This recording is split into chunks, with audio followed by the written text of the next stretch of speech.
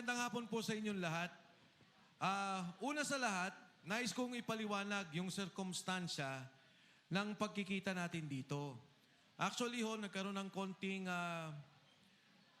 siguro hindi pagkakaintindihan sa mga kasama po natin sa Senado, pero ito po'y talagang patawag ng Senate Blue Ribbon Committee. Kanina, nandito si Senator Robin, Senator Amy Marcos, maging kahapon, dumampo ang buting Senador Robin Padilla para tingnan at magkaroon ng ocular inspection dito sa ating kinalalagyan sa ngayon.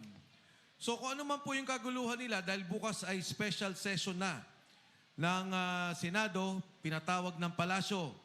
At alam natin na ito ay patungo sa pagbabago ng liderato ng Senado.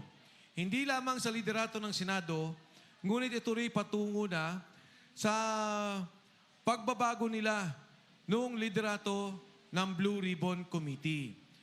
Kaya po minabuti namin na kunin na ang pagkakataong ito dahil maring ito na ang huling pagpapahayag ng ating mga buting sundalo, ang ating mga bayani na nagsalita noong unang Blue Ribbon Committee hearing.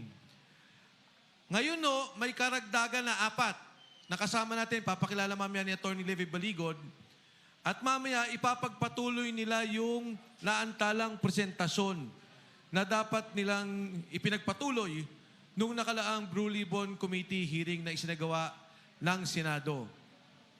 Napaka-delikado po ang sitwasyon ng ating bansa. Napakagulo ng sitwasyon ng ating bansa. Ang mga demokratikong institusyon katulad ng Senado ay binababoy, ginigipit, maging ang mga senador. Yun lang kung pagpunta nila dito ay marami ng mga pananakot na naganap. Maraming panggigipit, kaya marahil iniiwan natin sa kanila yan na pag-usapan at tingnan kung ano ang kanilang gagawin bilang grupo. Bagkus, hindi ho dapat mahinto ang paglabas ng katotohanan. Wala naman tayong ibang gusto kung hindi sabihin talaga kung ano ba yung usapin ng pera, kung ano ba yung usapin ng pondo delivery ng maleta.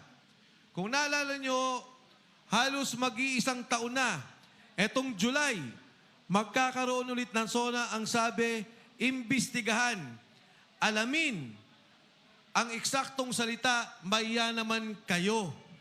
Ngayon ho, mag-iisang taon na, kaming mga nasa harap ninyo, lahat kami nakasuhan na.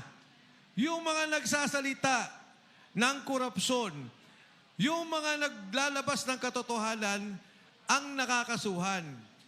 Doon sa flood control scandal, ang meron lang kaso siguro 6 sa mga kilalang tao.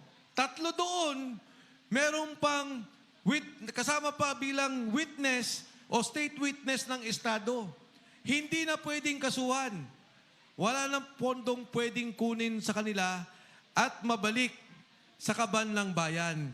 Ito ang galit ng taong bayan. Ito ang galit ng Pilipino. Yung katotohanan, patuloy na ayaw palabasin. Kaya ho, yung sinasabing usapin ng liderato ng Senado, yung sinasabing Constituent Assembly, wala ho yun sa paking palagay at sa palagay ng maraming tao. Ang talagang problema yung Blue Ribbon Committee. Ang talagang problema kung saan tutungo yung flood control scandal.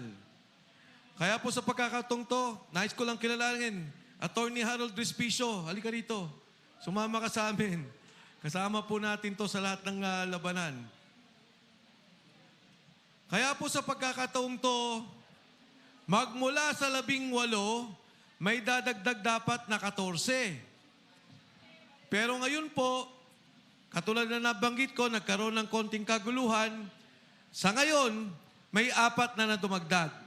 At ang pagpapatuloy po niyan, para ipakilala. At mamaya, ang ating mga sundalong magsasalita. Sila po ang pakinggan natin. Sila yung nakakaalam kung ano yung mga nangyari. Ano pa ba ang mga dapat malaman? Mahaba po ang kwento nito. individual, iba-iba partisipasyon nila.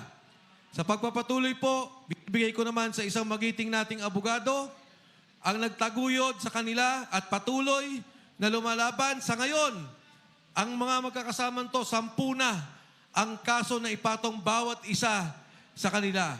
Mga kasama, wala pong iba, Attorney Levy Baligod.